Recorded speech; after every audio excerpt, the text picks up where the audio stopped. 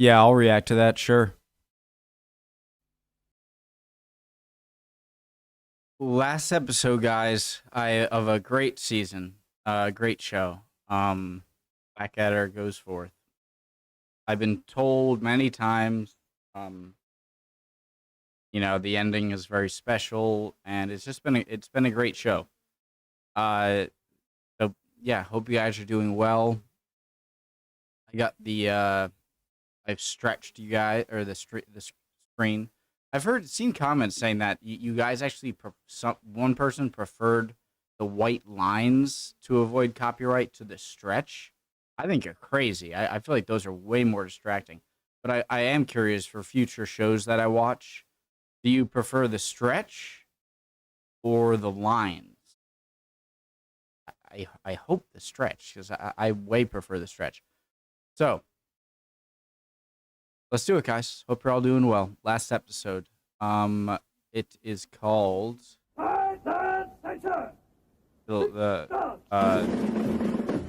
over the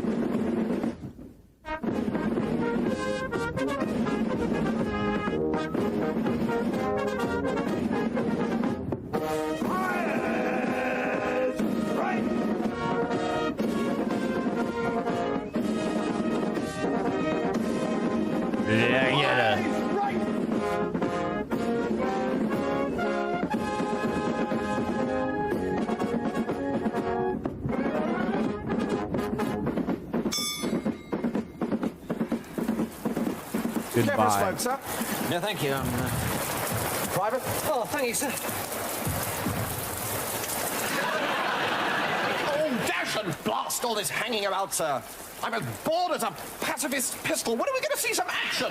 Well, George, I strongly suspect that your long wait for certain death is nearly at an end. Surely you must have noticed something in the air? Well, yes, of course, but I thought that was Private Baldrick. Yes, I'm very much mistaken. Soon we will at last be making the final big push. That one we've been so looking forward to all these years. Well, hurrah with highly polished brass knobs on. About time.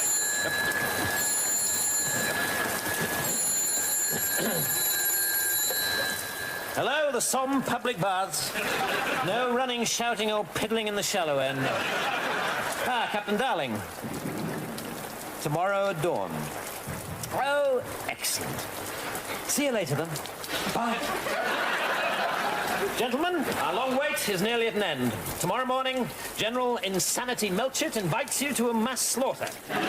We're going over the top. Well, huzzah and hurrah!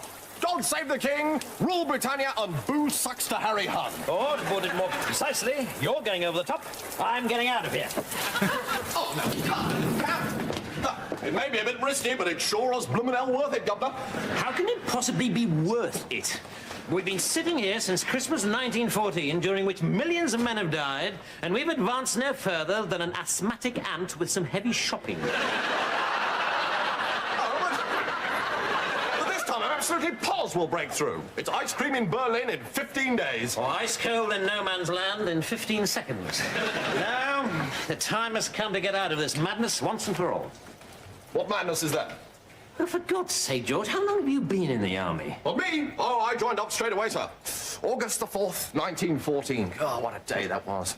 Myself and the rest of the fellows leapfrogging down to the Cambridge recruiting office and then playing tiddlywinks in the queue.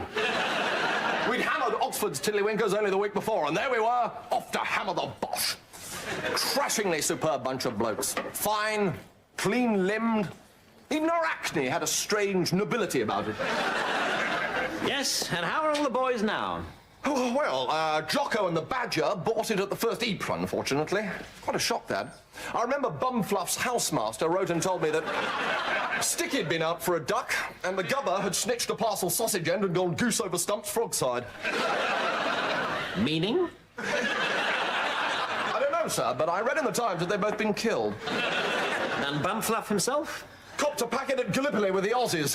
So did Drippy and Strangely Brown. I remember we heard on the first morning of the Somme when Titch and Mr. Floppy got gassed back to Blighty. Which leaves?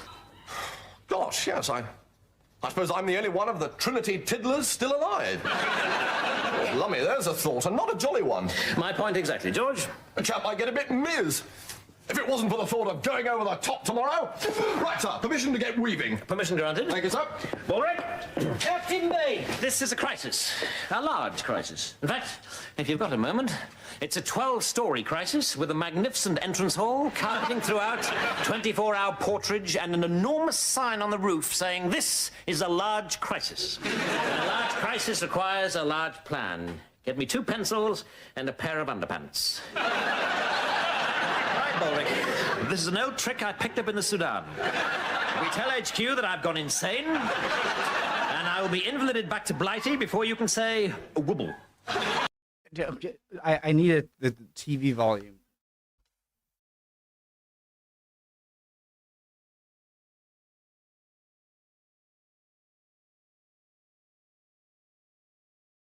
Sorry, gents. And I will be invalided back to Blighty before you can say wobble. A poor, gormless idiot. Well, I'm a poor gormless idiot, sir, and I've never been invalided back to Blighty. Yes, Baldrick, but you never said wobble. Now, ask me some simple questions. Right. What is your name? Wobble. What is 2 + 2? Oh, wobble, wobble. Where do you live? London? Eh? A small village on Mars, just outside the capital city. Wobble.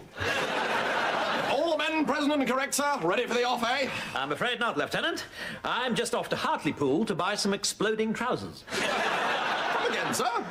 Have you gone barking mad? Yes, Stuart, I have. Cluck, cluck, gibber, gibber, my old man's a mushroom, etc. Go send a runner to tell General Melchett that your captain has gone insane and must return to England at once. But, sir, how utterly ghastly for you. I mean, well, he'll miss the whole rest of the war. Yes, very bad luck. Beep. Right. Beep. Baldrick, I'll be back as soon as I can. Papa. Whatever you do, don't excite him. Fat chance. Now, all we have to do is wait. Baldrick, fix us some coffee, will you? And try to make it taste slightly less like mud this time. Not easy, I'm afraid, Captain. Why is this? 'Cause it is mud. We ran out of coffee 13 months ago. So every time I've drunk your coffee since, I have in fact been drinking hot mud. With sugar. Which, of course, makes all the difference. Well, it would do if we had any sugar, but unfortunately we ran out New Year's Eve 1915. Since when, I've been using sugar substitute.